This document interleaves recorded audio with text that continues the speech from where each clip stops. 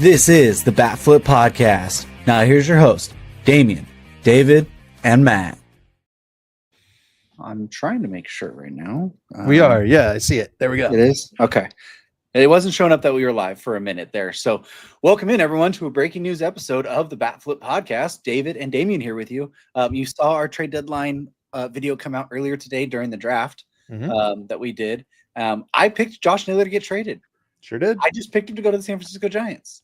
But that did not happen. Josh Naylor has been traded to the Seattle Mariners for a couple pitching prospects, left-hander Brandon Garcia and right-hander Ashton Izzy. Both were mid-teens prospects on the Mariners board there, but this should be a great fit going into that Mariners lineup. We know they needed some help to get some help for Cal Raleigh and that there. But David, we got our first breaking news trade of the trade deadline season exactly a week before the deadline. What are your thoughts?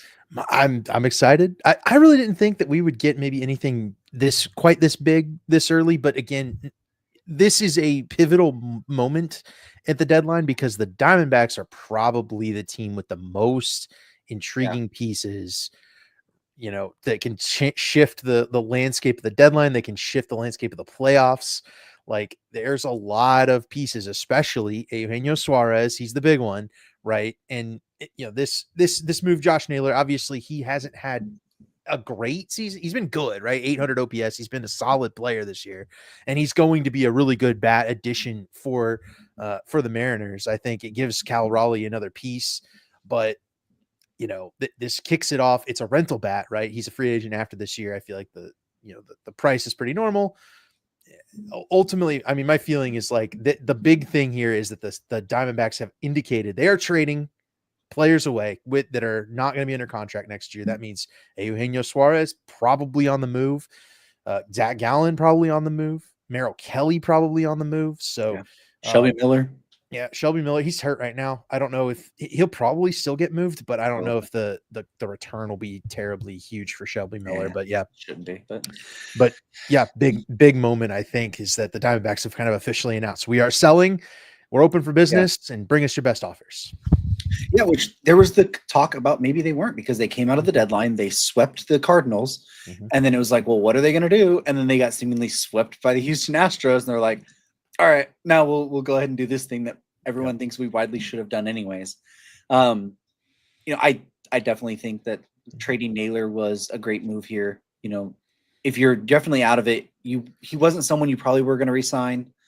You know, there's been the talks about Eugenio Suarez. Maybe they hold on to him and give him the qualifying offer and look to re-sign him or something. You can always re-sign him in the offseason. Just get your players now.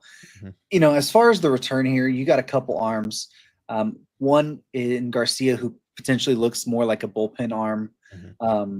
Izzy is a recent pick, 2022 round 4 for the Mariners. He's kind of struggled in high A so far this year, but he looks more like a starter mold there. So I think for a rental first base bat that's not going to offer much defense, I think this is a pretty fair value in turn here. Now, I'd probably get in more for a guy like Suarez. And then the pitching, obviously, who knows? Those markets are weird at the time. But what do you think about the Naylor fit to Seattle itself? Because we know that ballpark is hard to hit in, more so for righties. But still, we still expect the Mariners needing to do something more. There's already been reports that they're still interested in talking to Arizona about Suarez. But what is the Naylor specific fit in Seattle, do you think? So I was a proponent of Seattle trading for Naylor back when it was rumored that Cleveland was going to trade him in the offseason. I was saying that was my fit, right? It was like, I think the Mariners need to go get Josh Naylor for this year. They're going to need offense. That's a bat that seems like it could, gain some momentum with the change of scenery away from Cleveland. And he hasn't gained momentum per se, but the OPS is better. I think the walk rate is a little bit better this season. It's not going to, I don't think going to Seattle is going to help him any, but I do think he is enough of a presence in the lineup. That's maybe a guy you can hit in front of Cal Raleigh to get him on base for Cal Raleigh. I think that's a pretty reasonable expectation. You can also hit him behind Cal Raleigh, try to get him some protection. Like the Mariners have a decent amount of flexibility here with Josh Naylor. of the belief that I think Naylor always kind of was destined for Seattle. He's a big game type of player. He's had some big moments in postseason runs, and with Seattle, I mean, they're hunting the Astros, but they're really also hunting that AL wild card spot. And with a pitching staff that can stack up against anybody in a short series, you need as much offense as you can get. And a guy like Josh Naylor, 800 OPS, like, up that first guy, that's this price you pay it every single time. And obviously they're going to keep trying to go get bats. I think that's the right move for Seattle. And as Ty said, I love silly season. This is the best. This is the best time of the year. Yeah. Trade deadline week is the most insane moment that we live and die with every second. And then when it's over, we're like, oh man. But Ty, we love this as well. And let us know what your guys' thoughts are with Naylor's trade here to Seattle. I especially love the fit because it allows them to do a left right type thing with the top half of this lineup. You're hitting Crawford lead off. Then you got J-Rod second. You got Cal third. You got Randy behind him. But now this gives you kind of that second guy behind them with Josh Naylor to fit right into that 5 hole, I think. And then it kind of just deepens that, pushes Jorge Polanco down, pushes Luke Raley down, pushes some of the other guys down a little bit. That it just allows you a little bit more flexibility. And then if you go get, say, an Eugenio Suarez, or you go get another bat, that just makes this like a top 6 to 7 that you feel really confident in, especially with that pitching staff in Seattle. We've well documented how good that is. If you give them any bit of offense, especially with what Cal Raleigh's doing this year, they're destined to be a playoff contender for sure. So let's take a moment. We kind of talked about a little bit about the Arizona side. You're getting a couple guys there. We're talking about the selling. Who would you expect to be the next guy? Because we've already seen Francis Romero say, hey, there's 5 to 6 more players they're looking to trade here for Diamondbacks. Is it Gallen? Is it Suarez? Do you try and capitalize on Suarez's hot streak right this second? Give it another week? Where do you go with that? Do you wish Kelly or Gallen trying to do another start and get hurt potentially? I feel like you might want to jump on it. If you've already signaled you're selling, try and jump the market right now. I think you, now that the Diamondbacks have made a trade, I think things heat up a little bit on their end, but my estimation is that the next guy to go will be one of the pitchers or a combo deal. I think there's certainly some packages that could work for a combo package of Kelly and Suarez. I mean, the Yankees need starting pitching and third base. Cubs need third base and starting pitching. Mariners don't really need the starting pitching, but you could certainly move Emerson Hancock to the bullpen, right? So there's a world where just about all of the teams that are hunting this particular package, especially regarding Suarez, are going to be asking for Kelly and Gallen as well. I think Kelly's the more attractive package for this year, just because he's been pitched well in the playoffs before, but two, he's pitching better than Gallen right now this year. And you just have to, as much as I think Zach Gallen is a candidate to pitch really well down the stretch, especially if he moves to the right team, you just can't count on that, especially if you're paying prices.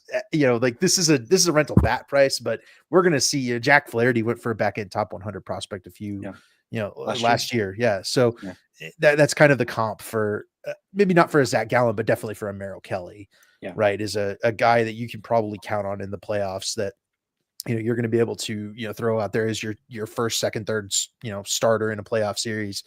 Absolutely. For any of those teams that we mentioned. Tigers probably too. He won't go first, obviously, if the Tigers go get him, but you'd feel a lot less comfortable with Zach Gallen, and then you've got to pay enough to probably recoup the comp pick. That otherwise Arizona just hangs on to Zach Gallen. So you have to be that confident that Zach Gallen's going to turn it around. That's tough. I think Gallen is maybe the biggest question mark, and we didn't pick Zach Gallen to get traded, by the way. In that episode, we did pick Merrill Kelly to get traded. That's a tough one to swallow, but Merrill Kelly definitely is an attractive option. Suarez was Matt's first pick off the board in that video today. So he's 100% getting moved. I think they're going to hold their cards close to their chest on Eugenio Suarez specifically is my estimation. He should not move till the 31st, try to maximize that offer, extract as much as you can out of the Yankees, the Cubs. They're just not going to have a whole lot of other options. I mean, you're banking that Willie Castro can play third base every day, maybe, or will the Rockies actually trade Ryan McMahon? Will Nolan Arenado waive his no trade clause? Too many Brian questions. Hayes. Can he hit at all? There's too many questions right? And Suarez is not only is he the best bat on the board, he's potentially the best bat to ever get traded at the deadline. So like no He's one's ever having the had best 35. season. No one's ever had 35 home runs and been traded at the deadline. Yeah. So, I don't know if he's the best bat, but sure. There's a very real scenario where he gets traded and he goes on an extreme cold streak. Right. And doesn't hit you anything. Right. But just in terms of pure in-season as far performance as to this point, no one's ever been traded with this many home runs. So you're going to have to pay up for that. That's just sure. But at the same time, everyone knows you're a rental and you're selling. So they don't want you can't overplay your hand a little bit there. But it is going to be fascinating to watch. If you guys haven't checked out that draft video, go check it out there. Let us know, because we already got one on the board. I'm a point up on all you guys at the moment. That's all right. So we'll get it there's back. plenty of time. There's a week left. Anything can happen here.